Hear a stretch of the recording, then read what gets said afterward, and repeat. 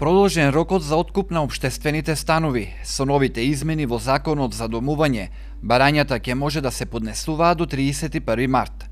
Целта на продолжувањето на рокот е конечно да се заокружи процесот на откуп на станови во општествена одговорност.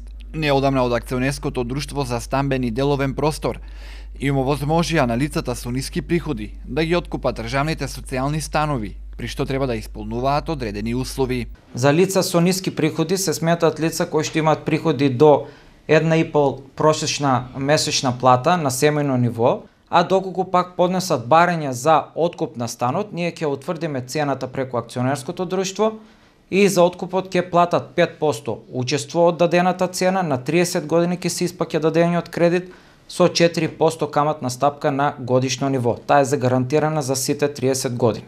Лица со прошечни приходи се сметаат лицата кои што имаат на семејно ниво месечни приходи од 1,5 до 2 минимални плати, односно просечни плати, а за дадениот откуп на стан, доколку ќе поднесат барање, тогаш ќе платат 20% учество од вкупната цена на станот, на 30 години исплата на самиот кредит со 4% за гарантирана годишна каматна стапка. Со измените во Законот за домување и пролонгирање на рокот за поднесување на барањата до 31 март, ќе им се овозможи на повеќе од 300 семејства да ги откупат општествените станови во кои живеат, а за кои не можеле да добијат право на сопственост поради нецелосна документација.